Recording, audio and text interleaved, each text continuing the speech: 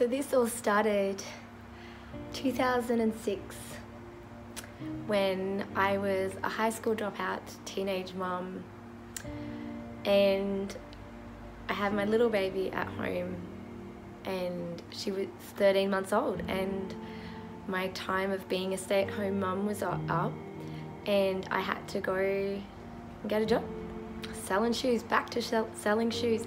I was a great worker, amazing work ethic, but after having a baby, everything changed with working a 9 to 5. And it wasn't even a 9 to 5, it was part-time, because getting daycare and doing, like, being able to do 9 to 5 was practically impossible.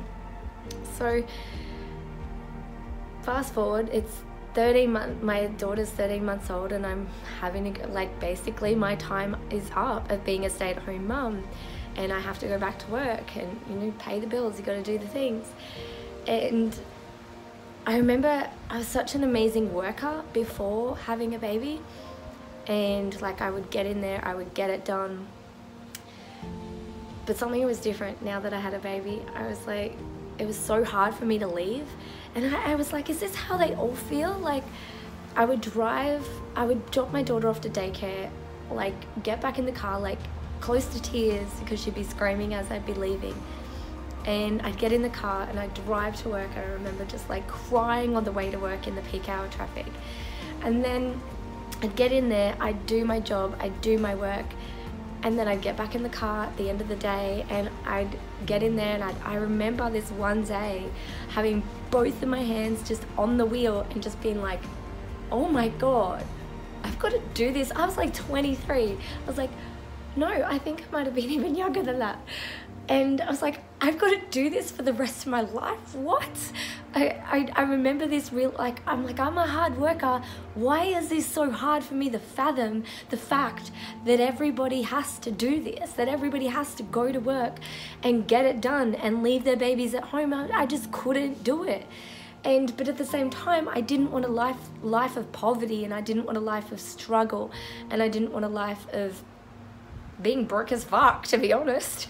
So I was like caught in between, like, I don't want to leave my baby, but at the same time I'm doing it for $256 a week, and I'm leaving my baby at home, actually at daycare. And I remember just being there and just like praying. I remember like driving along, I remember the blue sky, and just praying, like, I swear there has got to be another way. I'm sure there is another way. And it wasn't much longer after that I remember this I was a high school dropout, so I remember this woman coming into work, like this brand new worker. I wasn't even aware of this brand new worker that had come in and started working at this shoe store. And I'm telling her about, like, helping train her up and stuff. She could have been some random from the street, I don't know. She just happened to be there. And I was like, what do you do? And she's like, oh, I'm studying a Bachelor of Journalism. I'm like, that's my dream. I've always wanted to be a writer. Like, my childhood dream is to be a writer. And so in my head, I'd kind of computed that, okay, to be paid to be a writer, you've got to be a journalist. Even though that is 1,000 miles away from the type of writing that I could ever do. And then I remember her saying, and I said, oh, I can't go to university. I dropped out of high school. And she's like, yeah, so did I. You can go to university. Now there's options. Now that there's the internet, there's options to study at university online. I'm like, oh, that sounds a bit dodgy. And then she's like, no, you graduate the cap and everything. You're just via correspondence. So I was like, what's the address? Sign me up. Oh my God. I remember going home, getting on the computer and signing up within those next couple of days to university. But there was no Bachelor of Journalism. There was only a Bachelor of Communications that I could get into. Communications, hint, hint, is kind of what I do now. And I signed up to university. So I'm a high school dropout. I'm a teenage mum. I'm a lazy couch potato out of work hours. I'm just like dying on the inside going, okay, well, we're just going to be doing this for the next 65 years. Yay, so excited. My soul is going to be crushed. And I was like a year into working with a baby. And so I signed up to university, pregnant with number 2, quit my J.O.B, figured out a way to work from home while I was studying at university, and I spent the next decade juggling. The next 5 years, actually, I spent the next 5 years juggling my university degree and being able to fund me staying at home with my baby and my babies. By that stage, being able to stay at home with my babies, be able to do my university degree, and be able to make money. The trifecta. Stay at home, juggle the babies, be with my kids, have a business and an income. It was like the trifecta. So I just would start from scratch, business after business after business, like have work at home gigs, have start from scratch businesses. I joined network marketing, which led me into having my own wedding makeup business, and then I had the wedding makeup business, which led me into wanting pregnant with number 3. I graduated university. 1, 2, skip a view. Graduated university with pregnant with number 3. I was 33 weeks pregnant on stage with him. And I was growing an online wedding directory, because when I had my number 3, I realized, I'm not going to be able to do as much. I'm not going to be able to juggle as many businesses as I'm juggling now, and I'm not going to be able to do as many weddings when my baby's brand new. And this trading time for money thing is kind of not working. Is there anything else? And I was like, okay, make money online. How do we make money online? I seen a gap in the market, and I was like, you know what I'm going to do? I'm going to create an online wedding directory. There's a gap in the market. Let's do that. Made it so successful. I got that online business so successful using my ninja online marketing digital stuff that I'd learnt and picked up over the years, aka communications expert. I had a communications degree now in my belt, with a major in PR, and I got that business so successful that I was sitting in hospital with my 3rd baby, number 3, processing 400 invoices, and I thought, this is a successful failure, because it is successful. I'm making money, but this is not how I want to be making money. I'm still trading time for money. And so that put me on the path. After I had my son, I remember doing my last wedding makeup, and my boy was 5 weeks old, and I'm like, this is no different than having a J.O.B. I'm not like loving this anymore. And I knew it wasn't my forever business. It was a gateway business to my big thing. And I remember he was 5 weeks old, and I was breastfeeding, and I had to go and do this wedding. And I remember getting in the car again and just like getting in the car and just sobbing my eyes out as I got in, because I'd been like holding it together for like 6 hours with this wedding, and I'm tired, I'm sore, I've got stitches not in my belly, and from having my 3rd baby that was like 9 pounds, and I was sore and I was tired, and my boobs were like so heavy, and I was like, I just want to feed my baby. And I was like, this feels like deja vu again. Here we are again. What do we want to do, Jana? What are we going to do, Jana? And I thought, you know what? Why don't we do what you love, which is writing. And I'd been writing this blog just for fun. Go figure, right? I'd been writing this blog just for fun, this mummy blog, and documenting how I was juggling my university, starting businesses, and looking after my babies. I was just writing for the hell of it. And my first post had been in 2011. And so I thought, let's make something of this. I'm pretty sure I can make something of it. I'm sure I can make something of it, because I can't do this anymore. This is my only other option. Let's do this. So I spent the next 2 years just like basically with my baby, just figuring out how to make a mummy blog, how to make money with a mummy blog. And I made my first 3 ebooks, and I made $400 in 4 months, which was amazing. And then I launched my first course in October 2013, and I made like $1,600, and I paid my electricity bill and my rates. I remember that so well. And then, because we were on the brink of bankruptcy that year, and I paid the electricity and my rates. And 3 months later, so I was like, did that, and it was so successful. 3 months later, I stood on Sunrise Beach at sunrise, and I thought, I know I can make this work. I'm gonna make this work. You know what I'm gonna do? I just made $1,600 from a course. I'm gonna make one of those every month. So I might make $1,600 every single month. And there's my wage from before. Oh my God. Who knew that it was gonna be a 6-figure business by the end of that year when I stood on that beach, on Sunrise Beach on the 1st of January 2014. I knew it was kind of special, but I didn't realize how special it would actually end up to be. I launched a little course every month of that year. I retired my husband 4 months into that year, and I was living the absolute dream. And then, again, my boy was getting older, and some of the stuff that I'd started talking about at the start that I was known for, baby sleep, green smoothies, juggling babies and business, and juggling tips, and I was the juggling girl. I was all about the juggling act. I was Mum's Juggling Act, that was my mummy blog. And I remember getting tired of talking about that stuff because my baby was now getting older and I wasn't into talking about the baby stuff anymore. It was starting to become like I'd been the breadwinner for like a year, and I was just at a new level, and I couldn't bring myself back down to talk about those things anymore.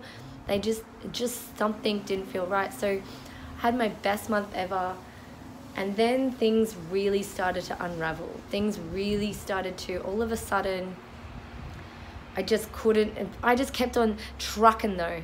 So it felt off. Something in my business just felt off. Something in my blog, just like my blogging and my business just felt off. I was like, this isn't everything that I can be, but this is my money. This is my bread. This is my bacon. This is everything. I can't just go and move on, and I can't just, do whatever I want. But you can't do that.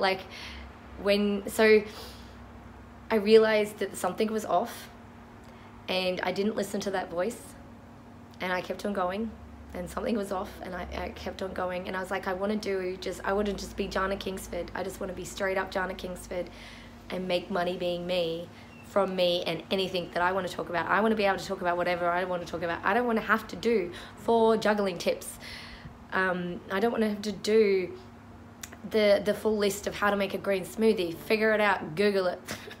I didn't want to know. I no longer wanted to do the cliche blogging, make you money sort of thing. I just wanted to talk about what I was interested in. I didn't want to have to do the stuff that I was supposed to do. And so everything was going amazing, and I was like, no, I'm just going to push this down. I'm going to push it down. I'm not going to answer this call to just be Jana Kingsford, a personal brand. There's a lot in that, and I'm already making 6 figures. I can't just go and up and leave it and just totally change my whole business. And what happened was from ignoring that calling, my marriage started to fall apart. My business started to, was amazing. It was going through the roof. But my body started to fall apart, as in, I just felt really disconnected to my body. I was doing the do. I was going through the motions. I was just doing the do, and I was doing all the things that you got to do, like hiring staff, getting really technical systems put in place, really systematizing my business, really creating a machine. I was creating a machine. I created a machine, and I was creating of the machine, I was becoming less and less me in my business, which means with all the things stacked on, marriage falling apart because I was constantly in my masculine. I was constantly doing stuff that was going against my own grain, and doing things that went against my own grain had the butterfly effect of affecting everything outside of me. My husband is my mirror. So everything just fell apart. It was like the fall apart year. Everything broke down. Everything broke. And it was a result of not being me, and that's my business. Now I know that is imperative. That's I had to learn the long hard way, but that's imperative. Me being me this is what this whole thing is based on, me being as me as I can be, and that me changes. That me changes, it evolves, it grows, it moves, it metamorphosizes. It doesn't stay the same, and it doesn't stay stagnant. And you've got to create a business model where that you can be whatever you want to be, and so you can become whatever you want to become, and your business and your brand gets to move and metamorphosize with you. And that is what a me brand is. So it took me 15 months of torture and torment and breaking down and blowing up and burning down everything in my business that just no longer felt good. And it was crazy. I basically deleted my whole business. I still showed up, but at the same time, I was like, I had to delete my mummy blog. I actually like burnt the bridges. I had to burn the bridges because I kept on going back to them and like gripping to them, because I'm like, this is so much easier talking about like juggling tips than having to talk about real shit and real like the nitty gritty of going and growing into your big dreams. And then I realized, shit, it's all about big dreams. It always has been. I'm not a businesswoman. I'm trying to be this businesswoman here, and I'm not a businesswoman. I am a big dreamer, and branding and my business had been my vessel and my vehicle and my tool for my big dreams, but it wasn't the whole thing. It was a part of it. It was a vessel, and I just really started to uncover these different things. So I put a stake in the ground. I launched my, what was it? I put a stake in the ground. I created Unjuggled, and I said goodbye to my chapter of juggling. And I was like, this is my book on everything I know about juggling. Now let's go. Let's go this way. That's the closing that chapter with that book, and let's go. And then that's what I did. I had a #1 best-selling book, and my business completely changed from a business, and I had graduated from blog to business to now I was a brand, and a personal brand. And I noticed it's so different to being a business. It's ridiculous, and people really disregard and downgrade and dismiss the level of belief in yourself, the level of being yourself it takes, and the level of like intricate details to the 360-degree being yourself, branding yourself, believing in yourself experience that your business now gets to be. And so then it came to traveling around Australia. Then after I wrote the book, we had this amazing idea to travel around Australia. We traveled around Australia in a caravan, took our kids out of school, and we found ourselves. All the residue from that torment and torture and that breakdown and going from broken to blessed, it was so healed, and it was completely mended as we traveled around Australia full circle with our kids in a caravan. And there's just something about being in a caravan with your entire family that you find yourselves after being lost, and you become a new level of blessed. No matter the circumstances, you become blessed within, so you become blessed without. And the blessedness comes from all that brokenness that you just went through, and that gets to be a part of the branding experience that you bring people along. And it's a 360-degree experience when you become and you create a me brand, and that's what this is all about. It's about connecting back to your big dreams. It's about believing. It's about brand marketing. It's about body of work, creating a body of work. It's around the back ends and the front ends of your business, and it's about the brand butterfly effect. That butterfly effect is that is one of the most important things. So that is the story of how I went from being a blog to business to the brand, and how I realized the gravity, the weight, the breadth, the width, the lengths one has to go to create a me brand. Now, you don't need to do all the things that I did, but I learned so much from that, and me brand was my first course that I've made after coming back from traveling around Australia, to encapsulate everything that I've learned over the last 12 years of running, starting, creating businesses from scratch, online and otherwise. So me branding is what I truly believe in my heart and heart, that when you create a personal brand where you be yourself, believe in yourself and brand yourself, When you create a personal brand, I don't care what you do, you can make and create and produce whatever you want to do through the power of a me brand. And I have a method. You can totally go and find your own methods for personal branding, but this is kind of like that personal branding 3.0. There's regular people and the way they think about and way they do personal branding, and then there's kind of the me branders. The way we do it is so leading edge, so outside of the box of even the like cutting edge personal branding. It's just beyond that, and it really is based on you getting to be as you can be, and basing it on the way that you want it to work is going to work.